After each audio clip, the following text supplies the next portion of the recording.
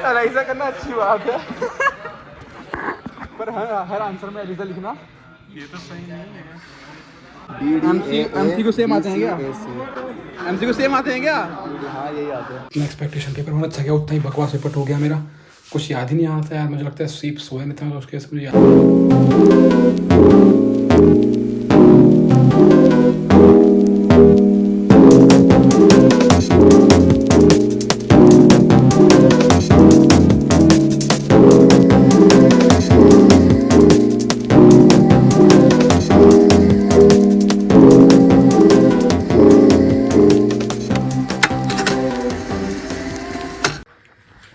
मेरा बचपन का सपना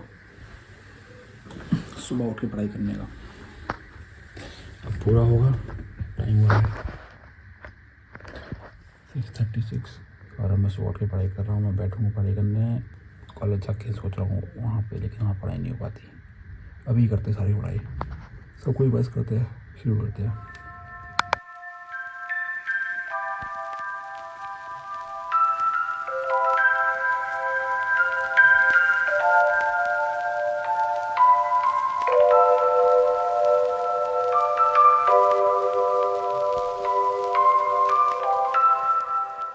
एग्जाम्स के टाइम पे ज़्यादा से ज़्यादा तुम लोग ये फ्रूट्स वगैरह की तरफ शिफ्ट हो जाया करो, देन फूड्स और सब्जियां वगैरह खाने के साथ। All set for exam. मस्त एग्जाम जाएगा इंशाल्लाह। अस्सलाम वालेकुम। वालेकुम अस्सलाम। कितना पड़ेगा? पड़े अब लास्ट एमसी की प्रॉब्लम। एमसी को सेम आते हैं क्या? एमसी को सेम आते हैं क्या? हाँ यही आते हैं। पक्की बात है सेम आते हैं भाई। आंसर बता दियो, उधर से बैठूंगा, उधर से इशारा करूंगा मैं। DDA बताइए वो आंसर जैसी क्वेश्चन है, आंसर चिल्ला दियो, ऑप्शन चिल्ला दियो। भाई अबे यहाँ अबे अगर इसमें से आ गए तो हो जाएगा, क्योंकि आप सुबह ही देखे सारे, और कुछ याद ही नहीं आ रहा। मैंने भी एमसीक्यू कर लिया। डिस्ट्री तेरे आंख में क्या हुआ? नहीं पढ़ाई ऑफ था आने फिर बता। क्या हो गया भाई? क्या हो गया भाई? क्या हो गया भाई? अबे हिंदी बोलो। एरिनेटल हेपेटाइटिस बी ड्यूरिंग डिलीवरी, ऐसे याद करो। एमसीक्यू कर रहा है भाई। हाईएस्ट मोर्टेलिटी ई हेपेटाइटिस सी। जेब में रखो। श्री सुधांशु राय जी, देखो ब्लॉग बनाना क्या काम ये गलती हो गई यार। क्या गलती हो गई? ये देखिए 5/11/2024 मैंने डेट कर दिया। अब तो आप 5 डायरेक्टर के अब आप 15/11 को चक्कर मारेंगे आईपीओ के। फॉर्म तो भर रहे हैं, पर हो सकता है अगर पैथ में या फिर किसी अच्छे सब्जेक्ट में सेंटअप वगैरह में उल्टा सीधा हो जाए तो यहाँ फिर आना पड़ जाए। तो ऐसे इसके लिए आप वीडियो में इसके लिए बने रहिए सेंटअप के रिजल्ट आने तक, क्योंकि कुछ भी हो सकता है। मैं 3:30 बजे मैं घर आया हूँ और फटाफट एक काम करता हूँ, सो जाता हूँ, फिर उठ के पढ़ाई करूँगा पेपर 2 का। ठीक पेपर था, ज़्यादा कुछ खास था नहीं, अच्छा पेपर नहीं था, बेकार पेपर था। जो मुझे आज तक ज़्यादा क्वेश्चन आया नहीं, तो मैं चिड़ी करने का मन नहीं कर रहा था मेरा, पता नहीं क्यों। चिड़ी में कर सकता था, मैं करी नहीं, मेरा मन नहीं कर रहा था। उठाऊँ 5:15 हो रहे हैं और अब 6 बजे तक जो है वापस पढ़ने बैठते हैं। फटाफट मुँह हाथ धो के। क्लीन टेबल कितनी सही चीज़ होती है, नीट एंड क्लीन टेबल। सारी किताबें ऊपर, यहाँ बैठ के मस्त पढ़ेंगे माइक्रो 2।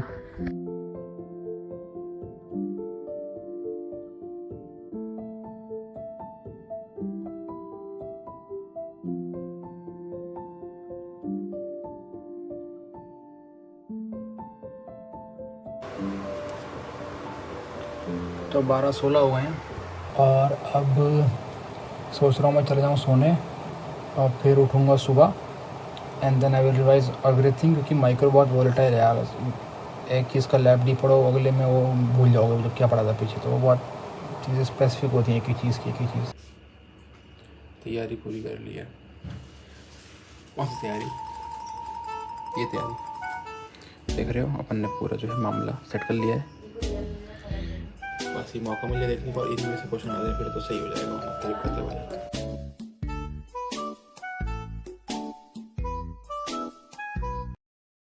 मैं पढ़ता गया मैं कहा पीछे का मैं ये कब पढ़ा और अंडरलाइन मैंने कर रखा है। मैं कहा ये कौन पढ़ के चला गया मेरे। मैं लैब भी देखी, मैं देखा ये मैं पहली बार पढ़ रहा हूँ। सबकी लैब भी सेम नहीं है भाई सबके सेम ही होते हैं, सबके एंड से निकाल ऐसा करना अच्छी बात है पर हर आंसर में एलिजा लिखना ये तो सही नहीं है। भाई ये सब्जेक्ट ज़्यादा हार्ड नहीं है कुछ। भाई मैं तो सो गया, मैं तो सो गया, टेस्ट की पढ़ाई नहीं होती पूरा ऐसे छोड़ ये ऐसा चलती है, टेंशन ही नहीं है भाई, नींद भी आ रही है। चलेगा बहुत लगा एंटीजेनिक शिफ्ट ड्रिफ्ट योगा हो है क्या होता है नेचुरल सिलेक्शन सेम नहीं होते। नहीं अलग होते हैं तो नोट्स में लिखा ना इसमें लिखा है स्कूट एंड सैंपल लेगा तू ठीक है तो बैलेंस ये बता यार वीडियो में तू हाथ पे दिखा, मैं दिखाऊंगा फिर अपने हाथ दिखाऊंगा दिखा, मैं दिखाऊंगा अपने हाथ पे फिर पहले अपना दिखा मेरा बहुत बड़ा है ऐसे दिखाना चलो पहले तो अपना दिखा, चलिए एक से दिखाएंगे 3 2 1 अब बताओ दिखा दो। मुझे लगता है कि मुझे एग्जाम में चीज़ याद क्यों नहीं आती। हाँ मुझे रीज़न पता नहीं। क्या रीजंस है? सबसे पहला रीज़न है कि आपने पढ़ाई नहीं उसको, ओह अब जो पढ़ाई नहीं हो कैसे याद आएगा, डैम स्ट्रांग, है ना।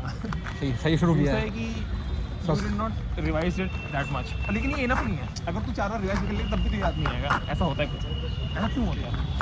एग्जैक्ट बताना है, ऐसे तो बहुत वेग बता रहा है एकदम।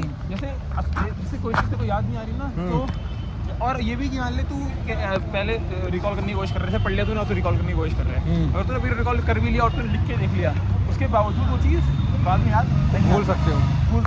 तो तू पता क्या चला पे एट द एंड फाइनल क्या मेरे साथ ये होता है कि मैं ट्यूबरकुलोसिस का वो तो पढ़ लिया, लेकिन जब ट्यूबरकुलोसिस का क्वेश्चन आया मेरे को लैब डायग्नोसिस नहीं आ रहा। क्यों ऐसा? क्योंकि जो ट्यूबरकुलोसिस वर्ड है ना, या ट्यूबरकुलोसिस के बारे में जो आप सोचते हैं उससे उस लैब डायग्नोसिस की कोई एसोसिएशन नहीं है। जैसे तो अब मैं घर नहीं जा रहा हूँ आज, मैं यहीं पे बिरयानी बैठ के पहले यहीं पे लंच करूँगा, उसके बाद फिर अपने कॉलेज में बैठ के पढ़ाई करूँगा क्योंकि मैं दोस्त को घर जाना तो मैं उसके साथ घर जाऊँगा फिर, और उसके बाद हम बैठ के भी पढ़ाई करेंगे, पेपर 2 की पढ़ाई करेंगे।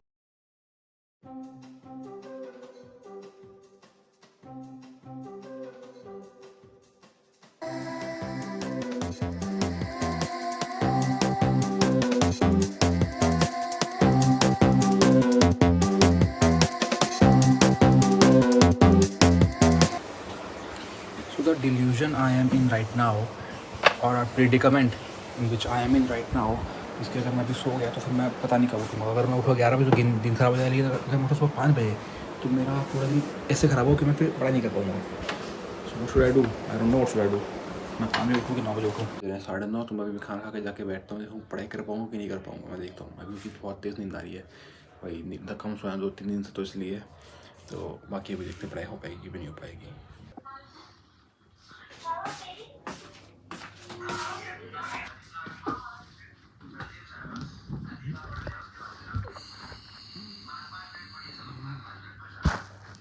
I'm going to sleep again. Time हो गया 11:30 और सोचा था मैंने कुछ और गया। सोचा था मैं उठूँगा 9:30 बजे के आसपास उठूँ, मैं 11 बजे तो मैं पढ़ने बैठा हूँ। कोई बात नहीं, 11:30 बजे पढ़ने बैठे हैं, देखते हैं कब तक पढ़ पाएंगे और पेपर ख़त्म करते हैं फटाफट बैठ के।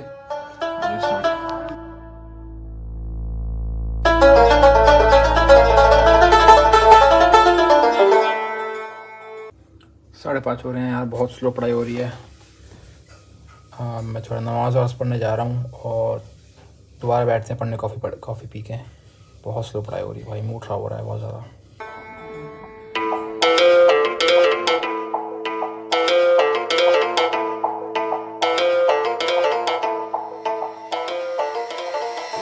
तो भाई अब मैं जा रहा हूँ सोने और टाइम हो रहा है 1 भी सो रहे हैं, मैं सोने जा रहा हूँ और I will wake up around 3:30 and 4 and then I will revise everything again which I study today. बस जो मैं टॉपिक छोड़ रहा हूँ उस पर ऐसा ना आया, मेकिंग अ बिग गैम्बल, इंशाल्लाह नहीं आएगा वो। So let's sleep. और मैं निकल चुका हूँ, मोस्ट प्रोबेबली 9 बजे तक पहुँच जाऊँगा। वहाँ बैठ के 1 घंटा रिवाइज़ करूँगा रीडिंग रूम में, और इससे ज़्यादा मैं क्या ही पढ़ूँगा यार, बस थोड़ा लग रहा है मुझे मैंने रिविजन थोड़े कम करें। I should have done it. सही था आज का नहीं?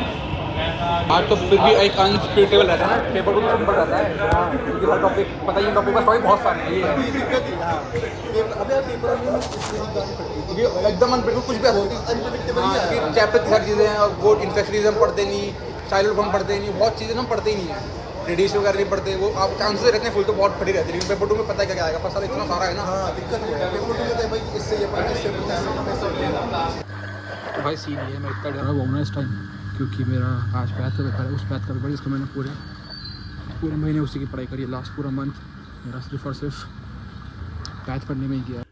Hello everyone, I am back.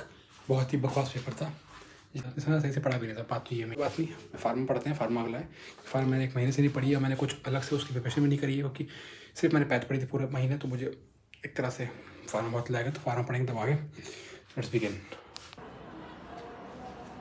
सी इतना ज़्यादा गलत डाइट खा रहा हूँ आज just because I am it's all stress is eating disorder, highly stress. मैंने मैगी लाइक 6 महीने से नहीं खाई है, now I am eating it just because I am stressed.